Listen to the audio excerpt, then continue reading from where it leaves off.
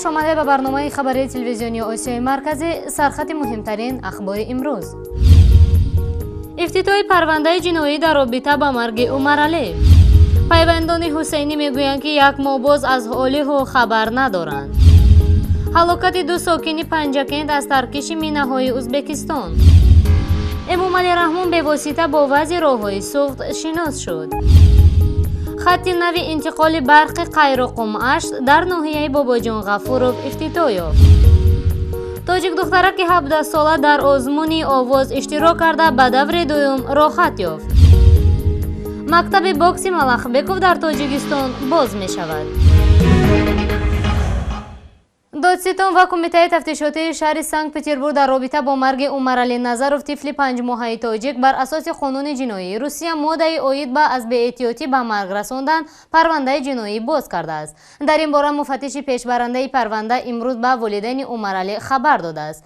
طفل تاجیک هفته پیش بعد بازداشت مادرش از سوی کارمندان خدمات فدرالی مهاجرت روسیه در بیمارستان جان داده است. در حالی که رستم نظرov و زرینه یونوسov و والدین عمر علی برای مجازات عاملین مرگ فرزند یگانه خود تلاش دارند، مقامات انتظامی سنت پترزبورگ نیز به حمایت از خود آمادگی میگیرند. طور رادیوی آزادی خبر می‌دهد حالا در برابر مفتش پرونده ناظرین خدمات اجتماعی و نهادهای بهداشت سنت پترزبورگ به خانه رستم و زرینه رفته شرایط زیست آنها را تحقیق میکنند. ظاهراً آنها میخواهند مرگ طفل 5 ماهه را به دوش والدینش بار کنند که گویا در شرایط غیر سانیتری فرزند خود را بزرگ میکنند و این شرایط به مرگ او سبب شده است. در حالی که قبلا رسانه‌های روسیه نوشتند که طبق معلومات پیشکی گویا عمر علی خردسال از اینفکسیای شدید رسپیراتوری ففتیده است، ولی مقامات از هر گونه شهر در این باره خودداری کردند. با گذشت زیاده از یک ماه خانواده سید عمر حسینی نتوانستند او را ببینند و از احوالش باخبر شدند. رادیوی آزادی خبر می‌دهد که اویله وکیل پیشینه پارلمانی تاجیکستان و معاون اول رئیس حزب ممنوع نهضت اسلامی با وجود پیشنهاد درخواستنامه به عنوان مسئولین تفتیشات پرونده پدرشان تا حال اجازه ملاقات با او را ندادند.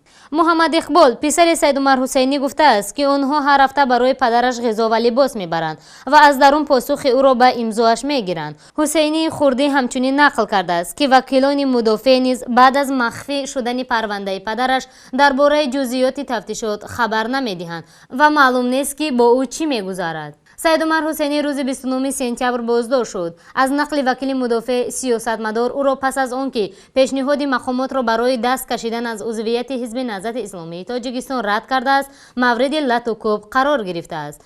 به سیزو انتقال یافته است. دادستان کل کشور یک ماه قبل 13 عضو ریاست حزب نهضت اسلامی تاجیکستان از جمله سید عمر حسینی را با اتهام دست داشتن در آشوب ماه سپتامبر معاون اول وزیر دفاع تاجیکستان عبدالحلیم نظرزاده بازداشت کردند. بنابر بر مراجعت نزدیکان اعضای بازداشت شده شورای سیاسی حزب نهضت اسلامی به امبودسمن تاجیک معاون او حسین‌الدین نیدویف در پاسخ گفته است که نزدیکان افراد گمانبر به تروریسم و اکستریمیست تا زمان انجام پاره تفتیشات حق دیدار با آنها را ندارند، زیرا به گفته او امکان دیدن یک خبر و گرفتن معلومات در این گونه دیدارها وجود دارد و آن می تواند به جریان تفتیشات خلل رساند. از این رو تا زمان انجام تفتیشات باید منتظر بمانند. از همون وقتی که پدرم را گرفتن از او خبر نداریم، فقط خبراش از همین طریق وسایل اخبار عامه گرفتیم. یعنی دیگه تا حالا ما امکان نشده است که یعنی که با او بخوریم یا که بینیمش. با همون شعبه‌های داخلدار هم چند بار مراجعت کردیم لکن چی نشد، امکان نشد که او را دیده بتونیم. در چی حالت در چی وضعیت است از این هم هیچ آگاهی نداریم. راستی از همین هفته گذشته تقریبا روز شنبه یک شنبه بود که از همون پروکراتور خبر دادن که میتونیم ادوکات بگیریم و در یک هفته 2 روز 3 روز خوراک و لباس همین خیلی چیزا تامین کنیم. یعنی که ببریم میتیم اونجا میرسونن نمیرسونن دیگه ایش هم نمیدونیم. خب ادوکات هم گرفتگی هم 2 روز شد که کوشش دارد که خب همون حجت‌های لازمه برای که همچون ادوکات پدرم شوه همو پروسس همو کارو رفته است که همچون ادوکات قبول شوند، لیکن تو حاضر این مدتی 8 روز 7-8 روز شد ما با او هیچی یکون چیز کردن نتونستیم. دو ساکن شهر پنجکند از ترکش مینه‌های ضد پیاده‌گرد روز 16 اکتبر در عقبه جومون کمی دورتر از مرز ازبکستان به هلاکت رسیدند. با گفته کاتب مطبوعات سرایست نیروهای مرزبانی تاجیکستان محمد اولوخوجایف، شهروندان تاجیکستان غیرقانونی به قلمرو کشوری همسایه وارد شدند. تا حال شخصیت هلاک شدگان معلوم نیست، زیرا آب و هوای نامساعد و شرایط مشکل محل امکان نمی‌دهد که جسدها از جای حادثه برآورده شوند. در همین حال مقامات رسمی کشور معلومات رسانه‌ها درباره به اثر تیرپرانی مرزبانان ازبک هلاک شدن 2 شهروند تاجیکستان و با زخمی شدن 3 نفر دیگر و به بیمارستان منتقل شدن آنها را قاطعاً رد کرد. سرور دولت امامعلی رحمان توسط автомاشین برای بی‌واسطه شناس شدن با حالت راه‌های ماشینگرد محلی جمهوریوی و بین المللی در شمال کشور به ولایت سوخت سفر کرد. بنا به اطلاع خدمات مطبوعاتی سرور دولت، در راه سفر به ولایت سوخت از حالت راه‌های حدود شهر و ناحیه‌های ورزاب، عینی، پنجکن، شهرستان، استرافشان، غنچی، سپیتامین، جبار رسولوف، چکالوفسک، خوجند، باباجان غفورov و قیراقم بی‌واسطه شناس شد. در یک قطعه راه ماشینگرد نوبنیاد عینی پنجکن، رئیس جمهور شخصا پشت چنبر ماشین نشسته صفت این راه را از نظر گذرانیده به ثمر کاری راهسازان تاجیک و چینی بهای بلند داد. مورد ذکر خاص است که نوابسته از بارشات باران و برف، امامعلی رحمان از پایتخت مملکت شهر دوشنبه توسط راه ماشینگرد و عقبه و نقبه تا ولایت سوخت بیش از 700 کیلومتر را طی کرده به این منطقه جمهوری تشریف آورد. همچنین 19 اکتبر سفر کاری رئیس جمهور امامعلی رحمان در ناحیه باباجان غفورov ادامه یافت. در آغاز بازدید از این ناحیه با اشتراک سرور دولت در موضع سامغار ناحیه باباجان غفورov خط نو انتقال برق قیراقم 8 مورد بهره برداری قرار گرفت. ساختمان خط انتقال برق 220 کیلووات قیراقم 8 از طرف بانک آسیای رشد مبلغ گذاری شده است. مسافت عمومی خط نو انتقال برق قیراقم 8 74.3 کیلومتر بوده. با نصب 181 ستون پایه آن ناحیه 8 را به واسطه به حلقه یگانه انرژتیکی مملکت پیوست می‌کند.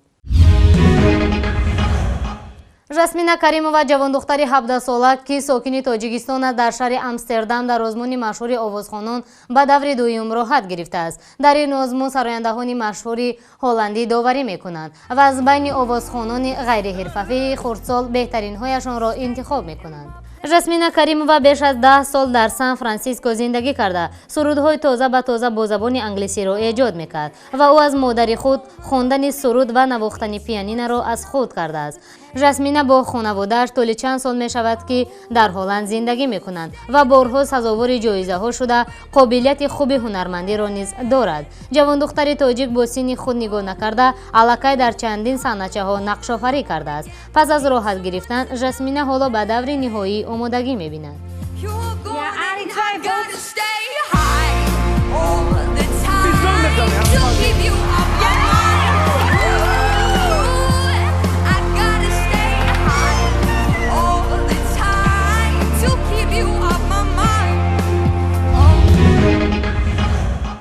شخصی که همیشه زیر پرچم روسیه برآمد میکرد و اولین عنوان قهرمان جهان در رشته بوکس به این کشور تقدیم کرده است، اخیراً بنیاد اجتماعی کمک به ورزشکاران تاجیک را در تاجیکستان تأسیس داد و همزمان در تلاش افتتاح مکتب ویژه بوکس است که این هم باشد رحیم قول ملخبکوف که 41 سال دارد. این مجزن معروف در صحبت با خبرنگاران گفت بنیاد تازه تأسیس ورزشگران را برای اشتراک در سبقت‌های المپی آماده خواهد کرد، در حالی که به قبل او ورزشگران باید در مشق‌های گروهی تمرین بگیرند و رژه معین روز داشته باشند. بیشتر ورزشگران ما به خاطر پیدا کردن کار و مبلغ از ورزش کناره می‌روند. اگر ما به آنها در این زمینه کمک رسانیم و آنها صدقاً خود را به ورزش بخشند، آنگاه به نتیجه چشم‌رس نائل خواهند شد. افزود ملخبکوف.